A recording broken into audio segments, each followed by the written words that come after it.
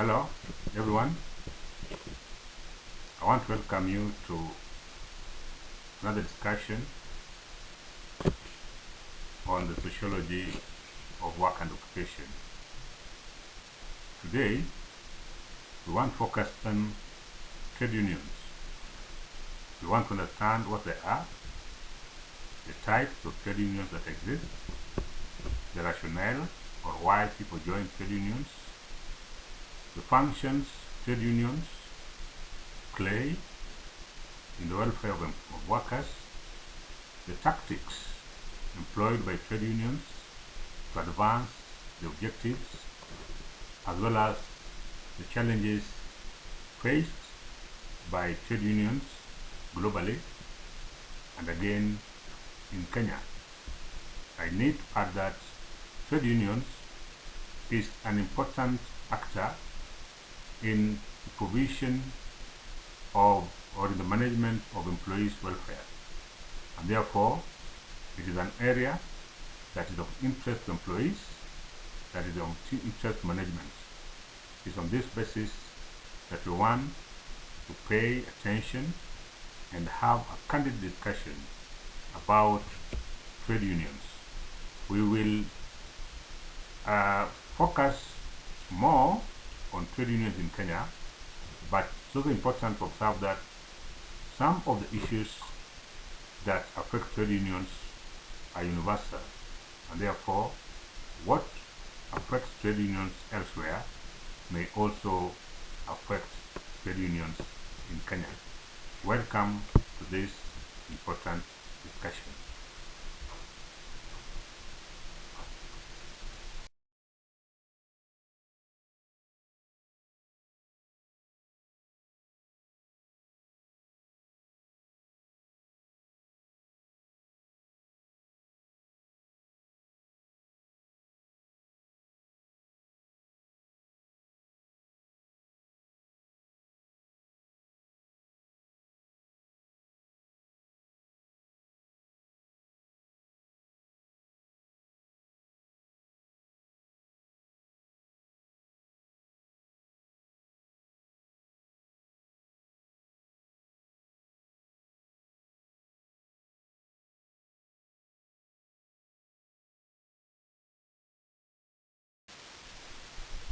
Let us begin our discussion by understanding what a trade union is.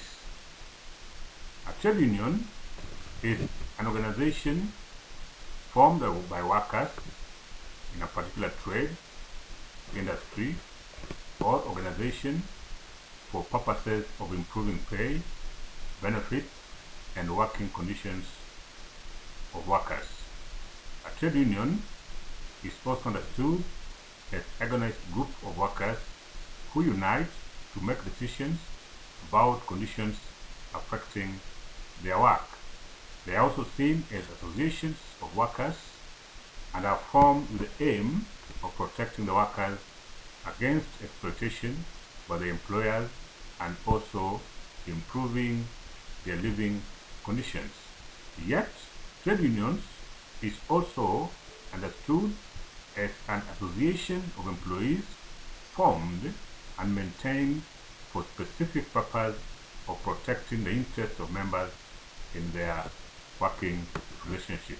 Lastly, trade unions are also understood as voluntary associations of employees formed to promote and protect the interests of workers through collective actions. Indeed, these are some of the definitions that have been put forward of trade unions. However, when we look at these definitions, there are certain commonalities. One, it is an organization of workers. Secondly, they are formed to address the interests of workers. This interest relates to pay, benefits, as well as working conditions. One other thing that comes out clearly is that trade unions are voluntary, meaning people join them at their will, and they can also leave them at their will. However, there is always emphasis for people to join unions as doing so they stand a greater chance of having issues affecting them addressed in a broader way.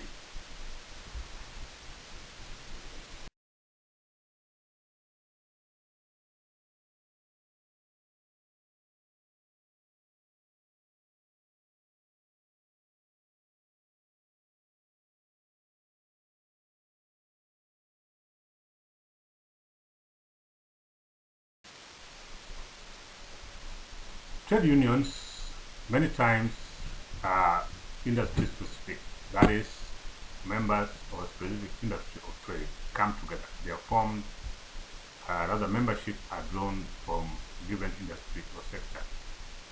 And they also, previously, they were more with the private sectors.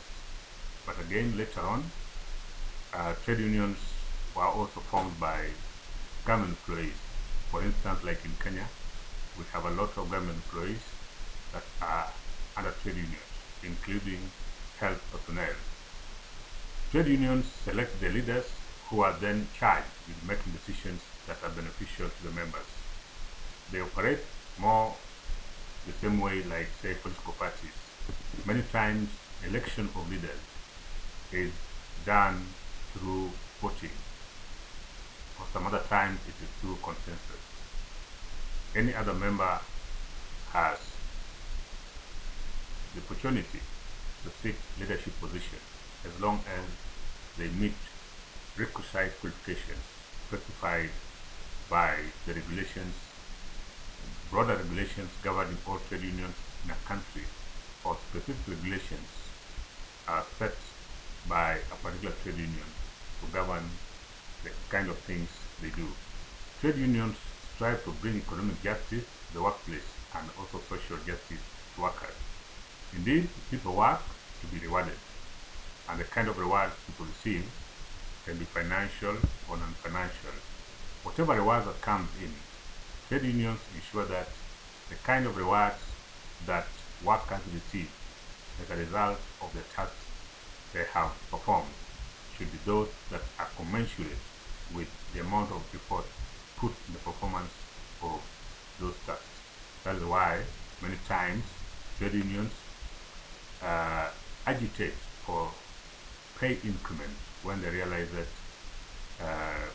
pay that is being given to workers is not adequate or does not match the kind of effort workers are putting to undertake particular tasks. Members pay dues to the union, and in return the union acts as their advocates. Members' dues is one of the sources of funding for unions, and one, you have to register as a member first, then there are those periodical payments or subscriptions that workers make to help fund and run the union secretariat, to also enable it to carry out other activities.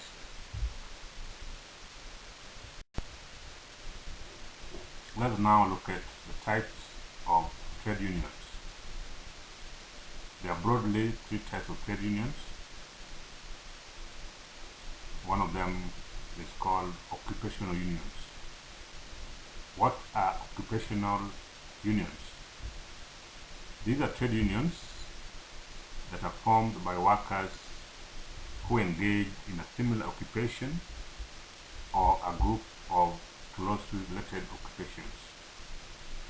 Such trade unions in Kenya include the one formed by teachers, such as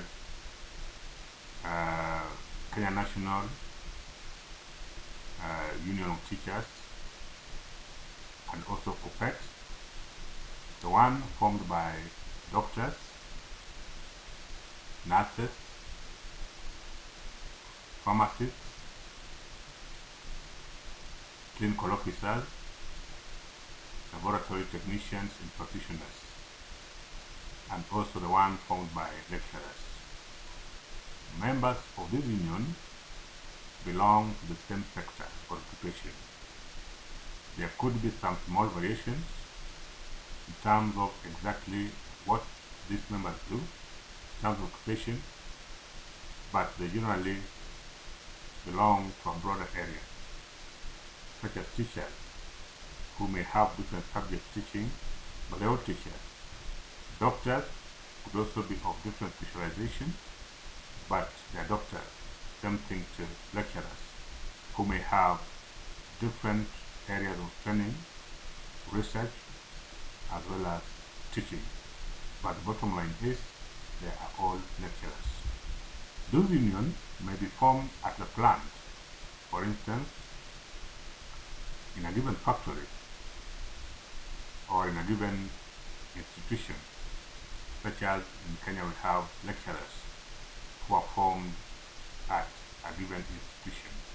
It could be a locality, it could be a company, a region, an industry, or even national level, such as the one for lecturers, where we have unions at the national level and also at the university level.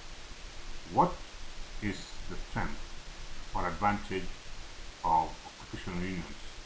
One of the main strengths is that these unions have strong bargaining power and compactness as well as cohesiveness. The fact that they belong to the same occupation, it is easier for them to build cohesion among members because issues that divide them are fewer, and therefore they can easily be united, pursue a given cause. But these unions are also prone to division in the ranks of workers, and they're also vulnerable to employers' arm-twisting tactics. For instance, sometimes we could have divisions between senior lecturers and junior lecturers, professors and associate professors.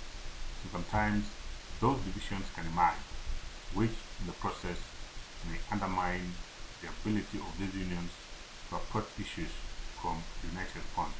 Otherwise, overall, they are fairly stronger compared to the other unions that we are going to discuss. Another type of union is called industrial unions.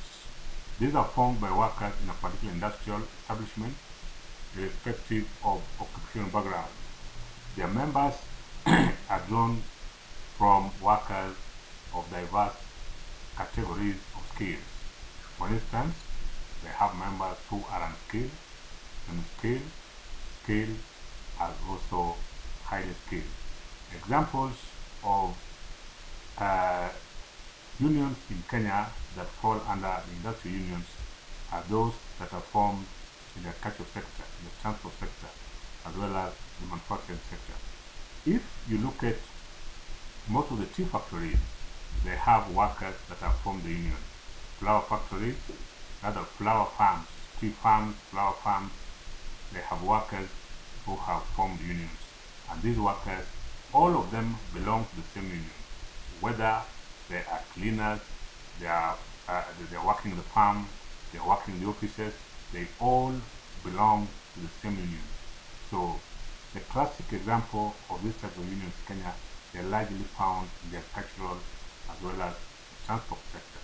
If you look at, for instance, in Kenyan transport sector, public transport sector, they have all members within the transport sector belonging to the same union. Whether you are a driver, you are a conductor, you are working you are doing clerical work in these offices, whether you are an accountant in these offices, they all belong to the same union. The main strength of this union is the ability to promote solidarity among heterogeneous groups of workers and effectiveness in industrial action. Remember that in industrial unions, people come from different occupational backgrounds, but despite that diversity of occupational background, still these unions are able to forge a strong union, a cohesive union that they use to gain for their issues. So this is a major strength, that despite that heterogeneity in terms of occupation and other things, they are still able to forge unity and have a common front when they're pursuing their goals. However, these unions may also face difficulties in satisfying all groups, and possible disagreements along sectors or occupations sometimes could arise. For instance, if we pick, say, the case of the transport sector, we have drivers, we have conductors, we have people working in the office, clerical officers. Now, the needs of all these cadre of people, of workers, may not be the same, and therefore sometimes it is not easy for union leadership to come up with solutions that addresses the first needs of every member. So that's a difficulty in satisfying the needs of all groups of members sometimes has been pointed out as one of its weak points. Nonetheless, they still remain strong and effective when it comes to pursuit of their goals. The other type of trade unions are called general unions. These are unions in which membership is open to all categories of workers, respective of occupation, industry, or employment. Most of these unions are confined to the local level, and membership is composed of workers of small establishments and employment. Since workers of a single establishment are not able to exert sufficient pressure, they join a general union of the locality to increase bargaining power. In Kenya, workers in the public transport sector often come together under Matatu Welfare Organization to push for their demands. So that is an example of a general union. So a general union is one in which members who join these unions from different sectors, so that it's different from the occupational trade union, where membership is drawn from one sector and members pursue the same occupation. In the general unions, there's a difference in the sense that members are drawn from diverse backgrounds. So they come together to pursue the things that they consider are important for them.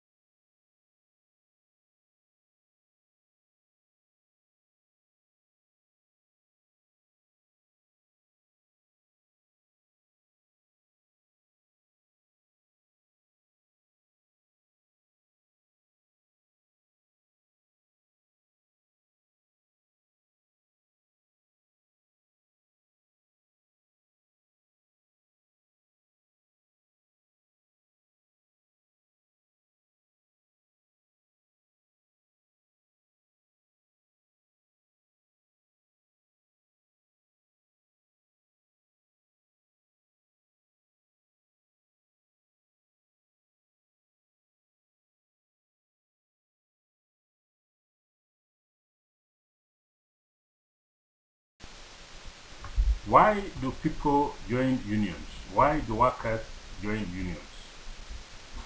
What is the rationale for joining unions? What are the reasons for joining unions? This is what we now want to turn our attention to. One of them is to increase bargaining power. It should be noted that a single worker has very little bargaining power relative to that is possessed by the employer, and therefore stands no chance of pushing his or her agenda through as an individual. Workers therefore join unions so that their issues are addressed on their behalf by the union through a variety of methods such as persuasion, industrial action, and even litigation. In essence, it is through unions that workers share their feelings, complaints, ideas, and opinions to their employers. Unions thus give workers the opportunity to individually and collectively realize their labor rights, which could have been impossible if they acted individually. So by people coming together and form a union, an individual's voice is increased, is empowered, and by approaching issues collectively, it could exert greater pressure than one that could have been the case if it was just a single employee. So people come together to join a union to increase their ability to negotiate, their ability to push through issues that are of concern to them.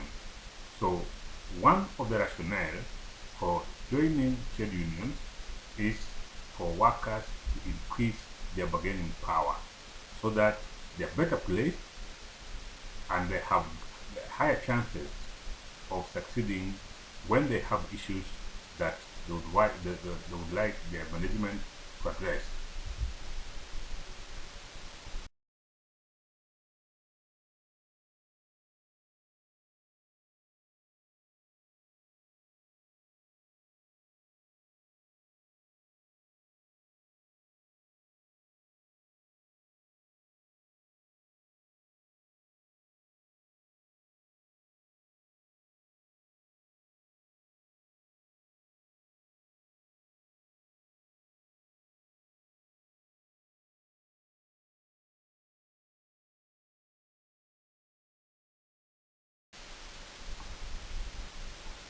The other rationale or reason for joining unions is it brings a sense of belongingness.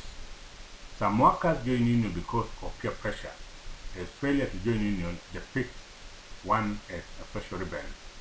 And workers who have joined unions feel more respected and accepted by their work colleagues and even feel protected from management's high-handedness. Workers also believe that unions can fulfill the important need for adequate machinery for proper maintenance of employer-employee relations. So individuals join union out of social pressure not to appear different from work colleagues and also to disabuse the perception that they are spies for the management. Indeed, in an environment where colleagues have joined the union, if you don't join the union, you are likely to be perceived as a mole for the management, as a spy for the management, as a betrayer. And because you don't want that tag, betrayer, a social rebel, a mole, and other negative labels to be tagged on you, you find that you have to join the union, as that is the only way that workers will see you and perceive you as one of their own.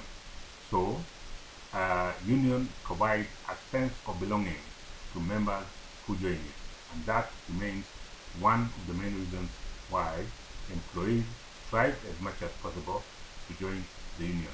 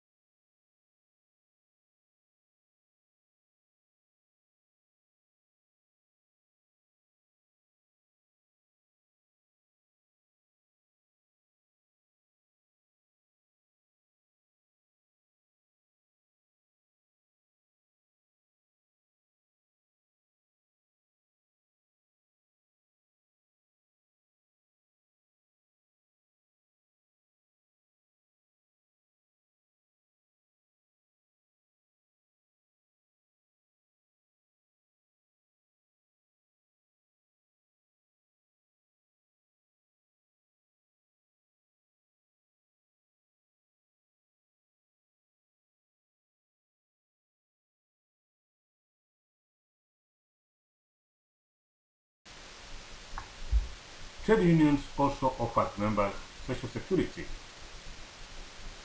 that the decisions regarding pay, work, transfer, promotion, among other human resource decisions are at times implemented in a subjective and discriminatory manner, in the sense that some people are favored, others are discriminated when pay rise is being given, when transfers are being given, when promotion is being offered, and when even opportunities such as those for training is being offered. So, by joining unions, it is possible for unions to compel management to formulate inclusive personnel policies to minimize favoritism and discrimination. Otherwise, if you don't join a union and you're discriminated, it is difficult for the union to pursue your issue because they will feel that you are not part and parcel of them. Remember, unions are there to help pursue the interests and desires of members.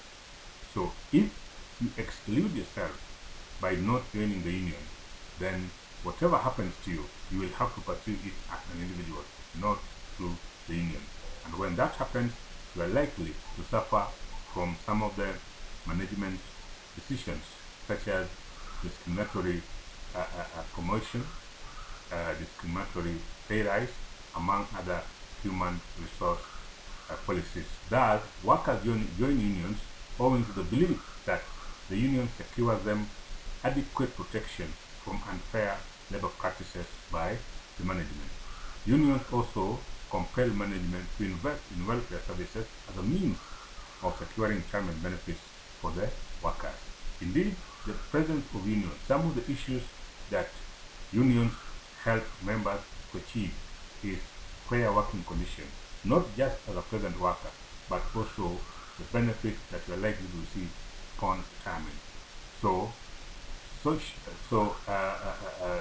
By being a member of the union, there's a way that you are socially protected from certain practices that could be offensive or that could be discriminatory to an individual.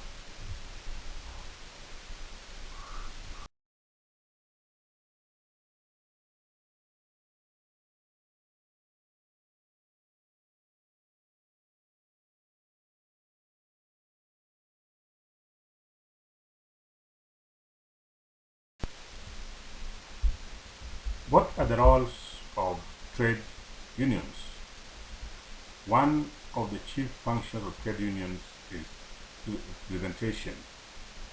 That is, trade unions represent members in various organs and forums that are deemed relevant and beneficial to members. The leadership of trade unions aggregate and represent the interests of members singly or collectively, management, and other bodies deemed helpful in safeguarding members' rights. For instance, if a single member is dismissed from work unfairly, then the trade union can dismiss that single member. If several workers in any given organization are dismissed in a manner that is considered illegal, then again the union will ensure that they check that matter with a relevant office, either management or a relevant government agency, to look into it. Trade unions provide essential information to law and policy makers to guide them deliberations and drafting of labor regulations in various sectors. This is important and also it constitutes part of the representation. The union officials are fairly close to workers and also can understand what management is doing. And because of that unique position they hold as being between the workers and management, they stand a better chance of understanding some of the problems workers are being subjected to, or some of the constraints organizations are facing that is making it hard for them to implement some of the labor rights. In that sense, therefore, organizations, rather trade unions, can provide useful information to policymakers and government agencies when it comes to matters pertaining to or other matters affecting workers. Trade unions also represent workers in management functions such as recruitment of key personnel, deliberations of issues resulting or rather relating to workers' welfare, among others. Indeed, when you are recruiting key officials, like in institutions, sometimes unions sit in this interviewing panel as ex-official members, as observers, just to see to it that recruitment is done fairly, there is no discrimination, and that the selection of persons for various offices is done in a transparent manner. So union in this case represents workers in many areas. They not only represent workers in terms of the problems that workers are going through, but they also act on behalf of workers when important decisions at management and governmental level is being done and those that are likely to affect the workers. So they remain important and critical players in spearheading the implementation of workers. Another important function of trade unions is advocacy, and the main objective of union is to protect and advance the interests of members in the workplace. Union thus advocate for better pay and benefits and voice on the job. They also advocate for better working conditions such as reasonable workload, essential working tools, better work methods, and safe working environment. Furthermore, unions advocate for employment benefits such as retirement plans, health insurance, vacation and sick leave, and opportunities for career advancement such as study sponsorship. Unions also advocate for ways and policies to promote work-life balance. In a nutshell, the union is there to fight for workers' rights. These rights are those that deal with rewards, the way workers are rewarded, those that will deal with the working conditions, those that deal with the workers' welfare, then there are also those that deal with what happens to workers upon retirement. So all these things unions advocate for. They fight for these things to ensure that workers are paid well, they work under safe conditions, their needs are well catered for, and they also enjoy benefits that they are entitled to under labor laws and organizational policies. So unions are the chief advocates of workers' rights.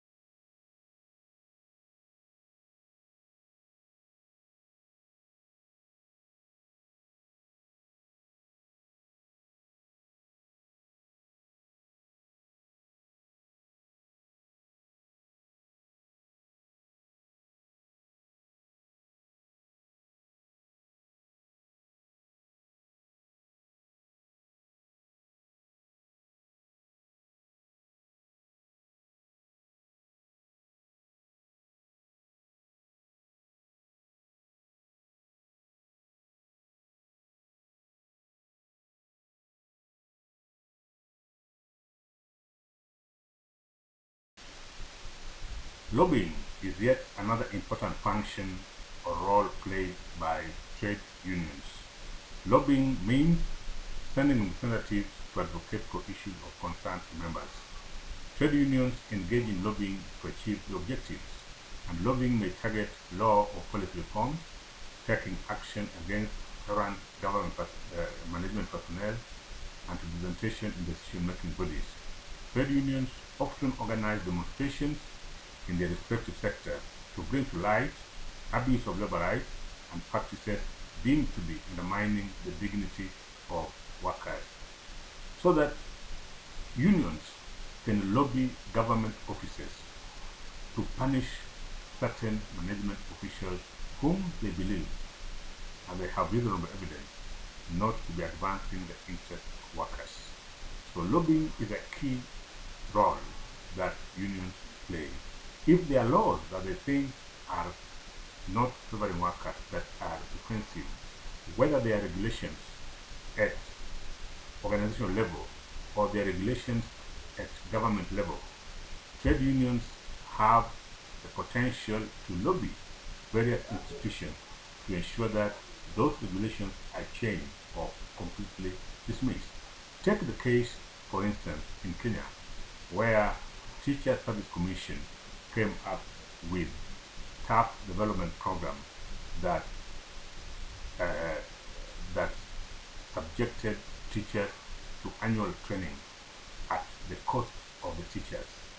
Unions have lobbied several government agencies, including the National Assembly, and as I speak today, the issue is under consideration in the National Assembly and it remains suspended until deliberated and then a proper solution is found. This is just an example. There are still so many other cases around the world where unions have petitioned government offices, they have petitioned several bodies, courts and others to ensure that issues that they think are subjecting workers to degrading work environment are done away with.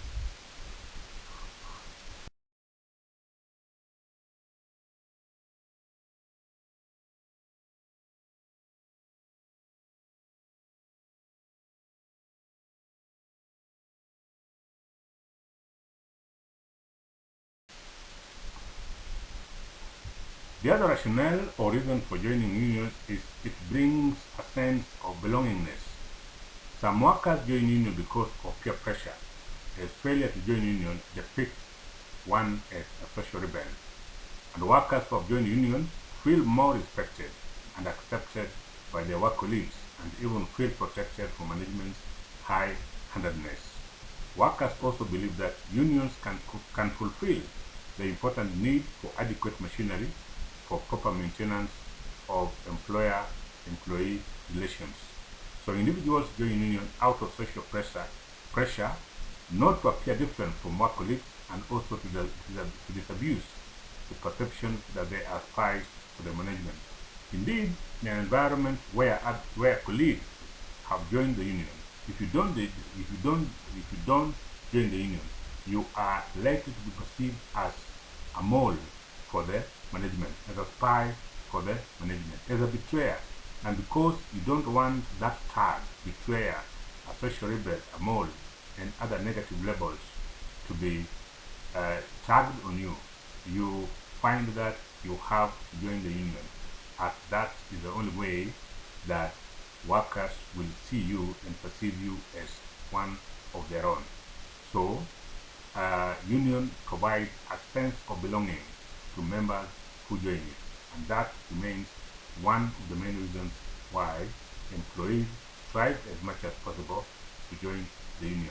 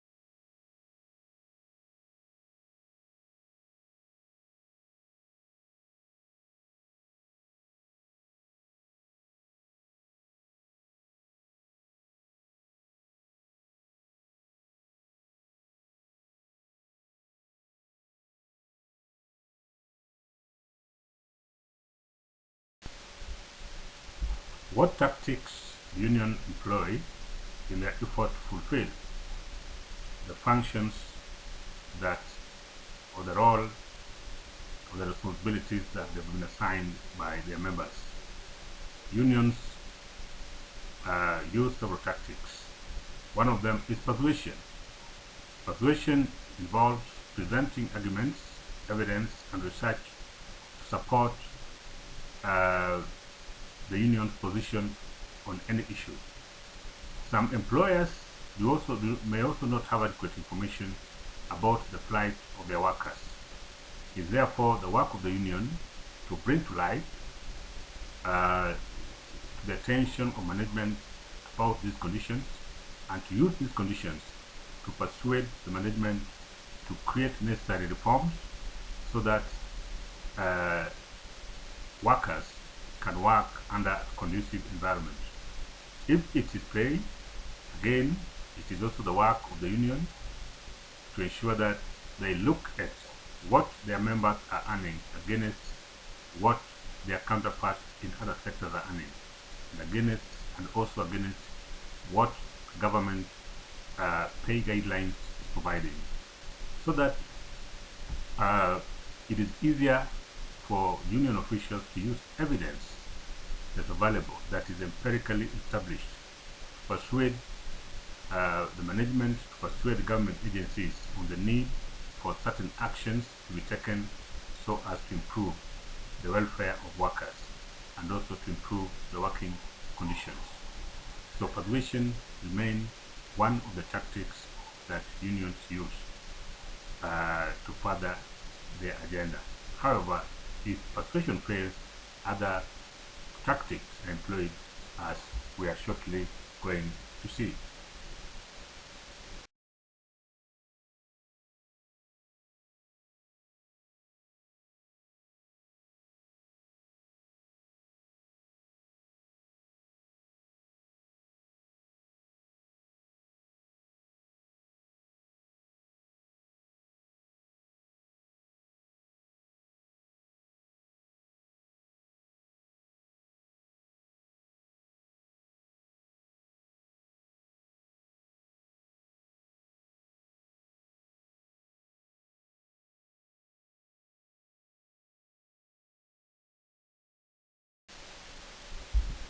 So other than persuasions, unions can also engage in other tactics such as disruptions. Disruptions simply means disrupting the activities of the management and also of the people or groups, organizations they believe are not listening to their cause.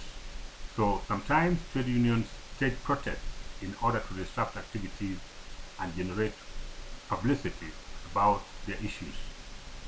Disruptions may include strikes, pickets, riots, as well as sit-ins. If we take the case of Kenya, in the 1990s, early 1990s, university lecturers in Kenya used sit-ins to force the government and universities to recognize their newly formed labor unions or trade unions. Further, medical practitioners such as doctors, nurses, clinical officers, and others organized mass protests to force the government of Kenya to allow them to form trade unions. Again, we have seen it in many cases whereby teachers have often organized strikes, especially when schools are opening or when national exams are to be administered, to force the government and the National Teachers Commission to listen to its demands. So disruptions, the form of strikes, sit-ins and pockets have also been used extensively by trade unions to push for their agenda.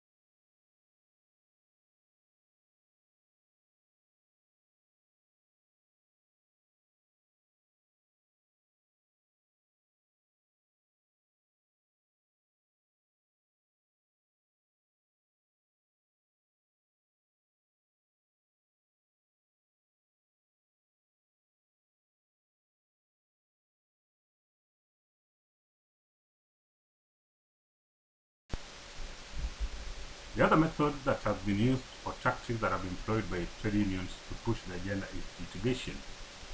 Litigation simply means taking matters to court.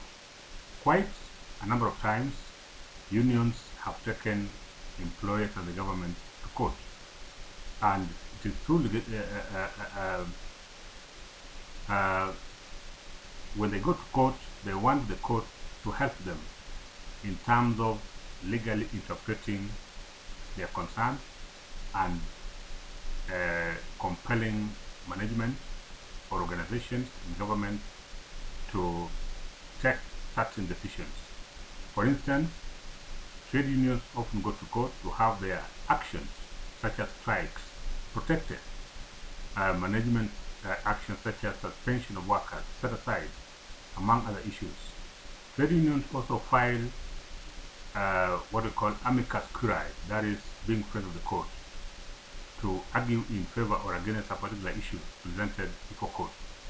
These litigations are designed to complement other efforts that are employed by the unions in their fight for workers' rights. Recently, the lecturers' union, Egerton chapter, took the matter to court to protest against the suspension of its officials for the university, and the court granted them their wish by suspending the decision of the management. So this is just one case. There are several cases where unions have taken management to court as also the means of addressing their concerns. So litigation also remains an important and legitimate route that unions can take in their effort to have the rights of workers protected and respected.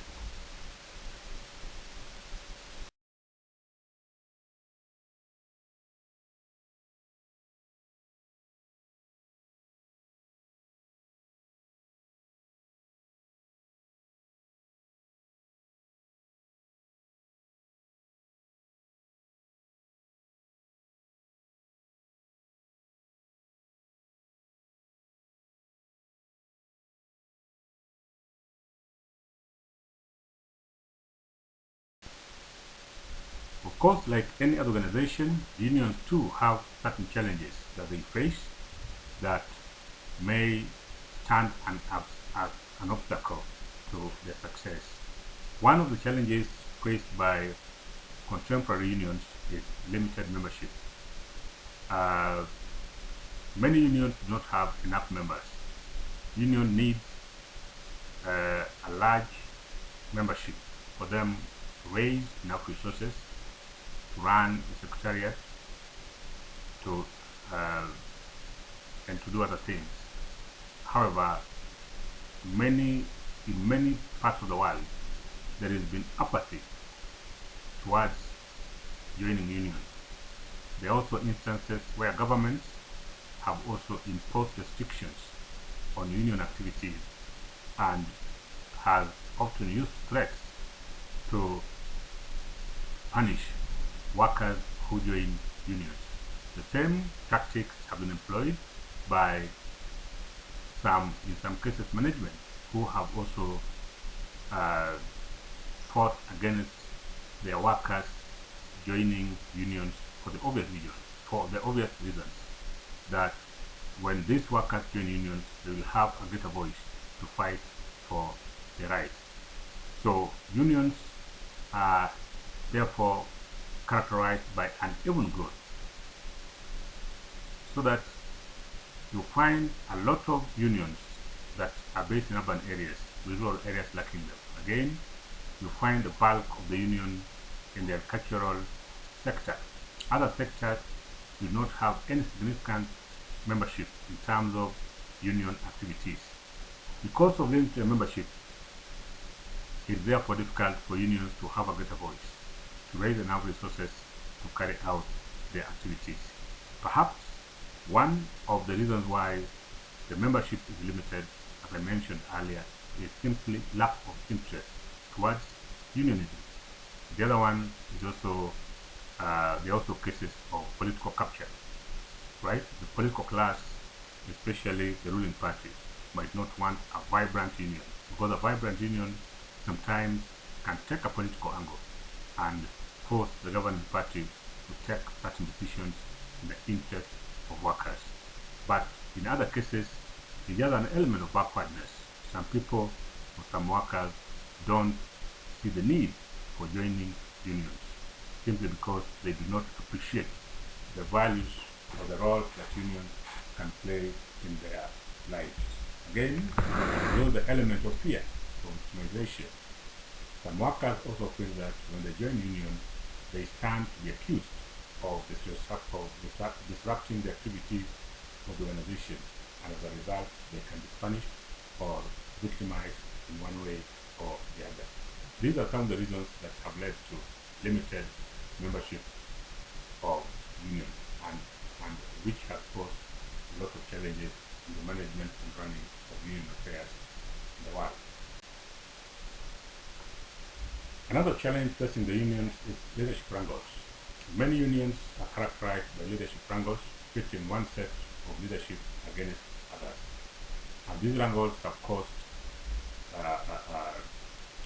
by weak leadership, misuse of union resources, personal differences, outside interference, and even dictatorship in leadership, or what we call authoritarianism.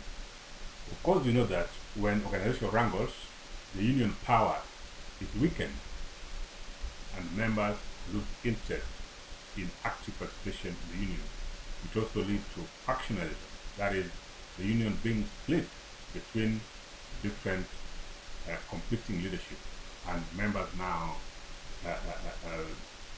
dividing their allegiance to different members, and in the process the union also becomes weak financially, because when there are several wrangles, members also feel that it is not worth investing in such unions, because with the wrangles they are weak, and therefore they do not have a better chance of succeeding wherever they choose to pursue certain actions.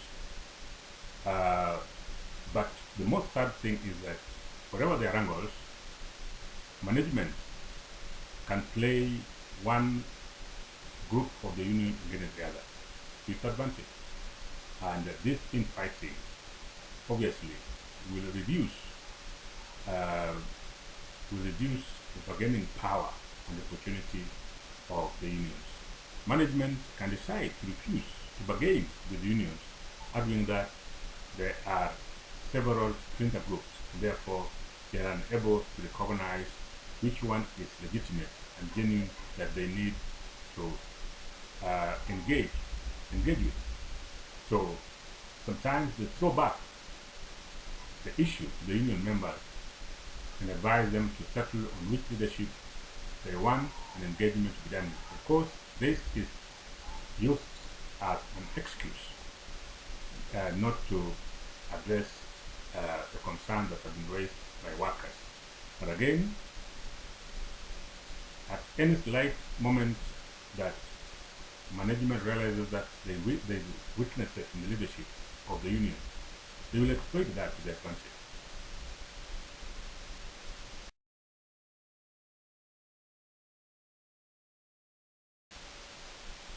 Another significant challenge that is faced by unions is to do with inadequate funds. The financial position of most unions is weak because of limited source of funds, and main source of funds are membership fees and monthly subscriptions. Subscription rates are very low in some unions, and even in some cases, a lot of members do not submit their subscriptions.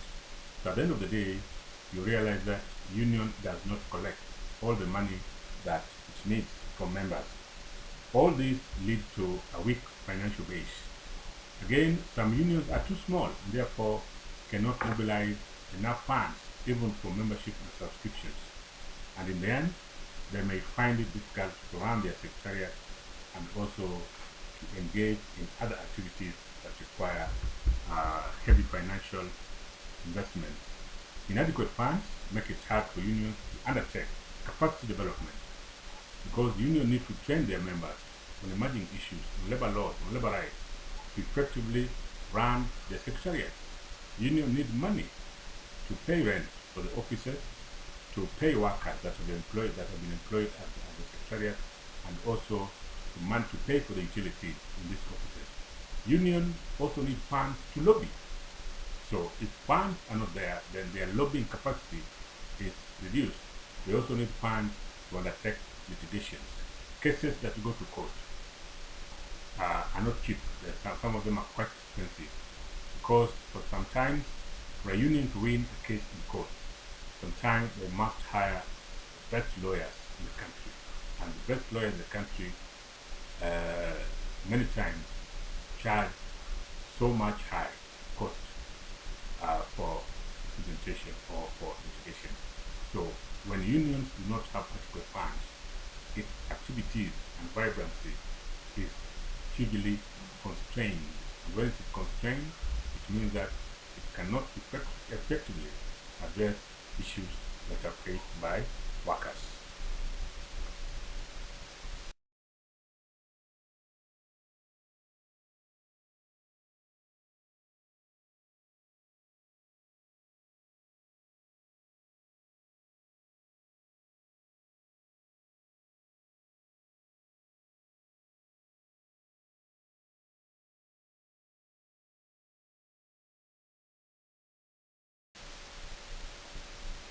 The other challenge that most unions face is an enlightened membership. Most members of the union are not well versed with labor laws, negotiation skills, and grievance handling procedures. Consequently, many union members have developed a narrow view of the union's role to mean just fighting for financial benefits. This is despite the fact that, as we have observed earlier, unions have greater roles to play beyond just the fighting for financial issues. Therefore, lack of enlightenment also make it difficult for unions to mount for strong industrial action, mobilize enough resources, and have greater influence, and also build cohesion among its members. So we need a fairly informed membership for unions, for them to realize that unions are important in their life, and for them to appreciate the environment under which union operates, and also for them to understand that it is important for them to play their rightful role in terms of joining union and also in terms of funding the activities of unions. And at that time, rather up to there, I want to thank you so much for your time, and I wish to again remind you, note down any issue that's not clear, so that we may spare some time when we meet for further discussion on this end. Thank you.